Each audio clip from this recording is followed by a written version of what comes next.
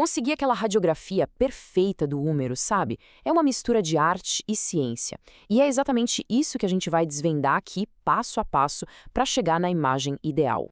Mas afinal, o que faz uma radiografia ser perfeita em vez de só boa? Não é só apertar o botão, né? Tem a ver com precisão, com o conforto do paciente e, o mais importante, com entender o porquê de cada detalhezinho do processo. Então, vamos lá. Tudo começa pela base, pela preparação da máquina. Não tem como ter uma imagem boa se o equipamento não estiver 100% certo. É a preparação que dita o sucesso. Olha só, esse checklist inicial. Primeiro, o cassete tem que estar bem preso, travado. Depois, o colimador, totalmente aberto. O raio central, bem no meio do buck. E a bandeja do cassete, um pouquinho aberta. Parece detalhe, mas acertar isso de primeira economiza um tempo danado e evita repetição. Essa frase é ótima. A colimação tem que ficar toda aberta, porque é ela que vai direcionar.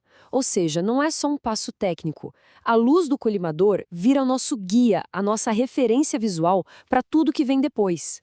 E aqui vem uma dica de ouro, pessoal. Nunca fechar a gaveta do cassete logo de cara. Por quê? Porque deixando ela um pouquinho aberta, a gente tem uma referência visual constante da borda de cima da placa. Isso ajuda demais no alinhamento. Ok, máquina preparada. Agora o foco é todo no paciente. Vamos ver como posicionar para a incidência AP, a anteroposterior. E olha, um pequeno ajuste aqui faz uma diferença enorme. Essa é uma dúvida clássica. Se o paciente está com a palma da mão para frente, em supinação, já não seria um AP verdadeiro do úmero? A resposta, por incrível que pareça, é não. A anatomia prega umas peças na gente, e essa é uma delas. E a razão é essa aqui. Com o braço colado no corpo, mesmo com a mão para frente, o úmero fica meio de perfil. Para ter um AP de verdade, é preciso afastar um pouquinho o braço do corpo. Essa leve abdução é o que gira o úmero para a posição correta. Esse é o pulo do gato. E pensando no conforto, olha que sacada boa. Para evitar que o ombro fique tenso, a gente pode dar uma leve inclinada no corpo do paciente. Isso relaxa a musculatura e, de quebra, garante uma imagem muito melhor, mais nítida, porque o paciente está mais confortável. Certo? Paciente posicionado, agora é a hora do ajuste fino. Aquele detalhe que separa a foto boa da foto perfeita para o diagnóstico. Vamos às regras da colimação. A linha longitudinal, bem no meio da estrutura. A transversal, no centro da diáfise, o meio do osso. E a borda de cima. A gente mede uns 2 dedos acima da articulação do ombro. É essa precisão que garante que a gente vai pegar tudo o que precisa e só o que precisa, sem expor o paciente à toa. Agora, qual é o grande vilão de uma radiografia nítida? Movimento. Qualquer tremidinha, até a respiração mais suave, pode borrar tudo, principalmente ali perto do ombro. É um desastre para a imagem. Para resolver isso, a gente usa a apneia. Mas calma, não é pedir para o paciente encher o peito de ar e segurar com força. Nada disso.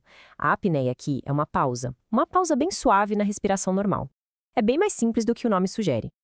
E o segredo é treinar antes. Fazer um ensaio com o paciente. A gente combina o sinal e o comando, que é simplesmente para de respirar. Quando o paciente já sabe o que fazer, na hora do clique, tudo sai perfeito, sem movimento. Beleza, o AP tá feito, agora a gente precisa da segunda imagem crucial, a incidência em perfil. E vamos ver também o que fazer quando o paciente tem dor ou dificuldade de mover o braço. E a transição do AP para o perfil é surpreendentemente fácil. O paciente nem sai do lugar, é só girar a mão para dentro, pronto.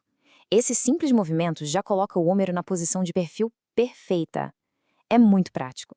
Mas e na vida real? E se o paciente chega com muita dor? Não consegue esticar o braço, muito menos girar. Forçar o movimento está fora de questão. Felizmente, existe um plano B muito eficaz. A solução é adaptar a técnica. A gente pede para o paciente colocar a mão na barriga, numa posição confortável, e aí, em vez de girar o braço, a gente gira o corpo inteiro do paciente até o úmero ficar de perfil para o cassete. O raio central continua entrando pela lateral. Simples, engenhoso e o principal, sem causar dor. Para fechar, vamos falar de um assunto que dá um nó na cabeça de muito técnico iniciante: os marcadores de imagem. Porque eles parecem estar sempre no lugar errado. Essa tabela ajuda a entender o mistério. Olha só, no úmero direito, o marcador D fica do lado de fora do braço. Faz sentido. Mas no úmero esquerdo, o marcador D continua lá, do lado direito do paciente, perto da coluna.